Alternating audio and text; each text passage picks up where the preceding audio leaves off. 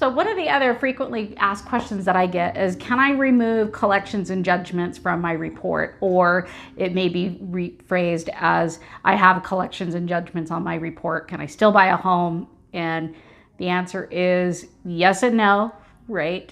Because there's certain differences in between that. And so we have our credit expert, Shauna, here to kind of explain the differences and how that affects your credit, because some lenders don't look at it as being that it's something that has to be paid off, but it could still be negatively affecting your scores, and having them removed can help increase. And so what is, would you say, like a truth or a myth behind collections and judgments as far as them affecting the scores and their ability to purchase a home? So judgments and tax liens are public records, just like a bankruptcy. They changed the law in 2017 regarding judgments and tax liens, and they usually do not show up on credit anymore. When you get your credit pulled for a mortgage, 99% of the time you will not see a judgment or a tax lien on there. However, in the court, those items still exist. If they have not been paid, they are sitting in the court unpaid. So when you go to buy a house, the title company is going to pull your public record report or LexisNexis, which is where all that information is stored. That's actually where the bureaus and everything get their information. And the title company will pull that, and they'll usually make you pay any unsatisfied judgments or liens to buy a house. You can't have anything in the courts that could attach a lien to a property. Either has to be paid off, or usually 90 days of payments made on them before you can buy a house. Now, in regards to collections and other things, you don't have to have perfect credit to buy a house. Actually, you can have stuff on your credit as long as your score is high enough, you have the income to qualify. If it's still on there, usually your loan officer will tell you if they need it paid, but a lot of times they don't. However, sometimes if someone has something that's not medical, let's say they have a Verizon collection or a charge-off, Capital One or something with the balance, the lenders may not need those paid to close. But they count a payment towards your debt to income ratio, which could make it so you don't qualify for the mortgage, because the payment is much higher than it would normally be. It's a 5% payment usually, so it really depends. But if those items come off, your scores will go up, so they can be disputed. Like I said previously, if you pay a collection, it doesn't just remove it from credit, but a lot of times it's easier to get removed if it's paid, and then your scores can go up, obviously. But those judgments and stuff are kind of tricky because you don't really know that they're there sometimes unless you're going to buy a house and the title company finds it. Oh no. But they can be disputed. I mean, you can't get rid of debt though. So credit and debt are two separate things. There's credit and the items reporting on your credit report, and those stay on there from 7.5 years from the date of your last payment or the date the account was opened, whichever is first or last actually.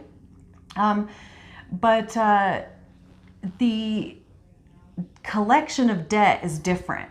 So even if you have stuff on your credit that you didn't want to pay or couldn't pay, and we get it removed from your credit report, the debt still exists. Okay. Creditors, the same item usually doesn't show back up on credit, but if let's say you had a Capital One debt that you didn't pay, and we get it removed. Collection. Yeah, it's a collection, and we get it deleted. The debt is still out there. You still owe the debt. Right. And the statute of limitation on how long they can collect on that debt starts the minute you go past due, and that is a different time frame than the items reporting on credit. So in Utah, the statute is 4 or 6 years. That's how long they can legally come after you to collect on a debt. So if you still owe it and they sell it to someone else later and you ignore that, it could show back up on your credit report. But not all the time do you have to pay debts. If debts are old and they're not really coming after you or whatnot, then it's easy to just get a lot of that stuff removed and just maybe settle a couple things if you need to. But never ignore a summons. Right. Please. To prevent a judgment. Please don't ignore a summons. Yeah, you get served, and the thing is, people get scared. They do. When they get collection notices, or if they get served, they get scared thinking, oh man, I have to have all this money right now. No, they will settle with you. They all settle. Right. I start my settlements at 20% of the debt. I don't care who it is, but if you ignore a summons, after 20 days, you will get a default judgment. And then that changes to a 10-year statute, not the 4 to 6 year statute that you had. So if you ignore that judgment, you are stuck with that unless you appeal it, and you only have 30 days to appeal it. If it's 3 years later and you just found out that you had a judgment, there's really nothing you can do but wait it out till the statute lapses, or just call and settle it. Right. And if you have collections that you want to pay, don't just call and make $50 payments on a $1,500 collection. You're going to be just keeping that account updating, collection every month that you make a payment. Settle it down. They don't need to know that you don't have the money to settle. Right. If you have a $1,500 collection, call them, tell them whatever the reason is, and offer them $300. Right. And then if they don't, they'll start negotiating. And then if you guys, let's say you agree on $700, then say, can I split that into 3 or 4 payments? That's how you settle it down and split it into payments. If you just make small payments on a bunch of collections, you're doing yourself a disservice, and you are keeping those items updating negative on your credit until it's zero balance, which is what you want. The sooner it gets to zero, the sooner they stop updating.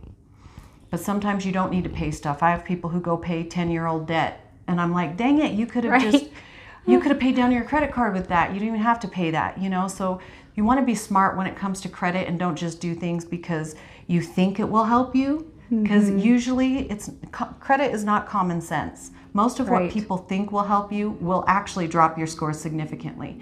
So if you have questions, just call us and ask. Literally, we're not pushy salespeople. We'd rather just have people understand their credit, especially if you're trying to get financing. Right. All of our clients are trying to obtain financing, and our programs are specific for financing and mortgage. So they're designed to have you ready to have a 660 or higher score is our program goals if you follow it.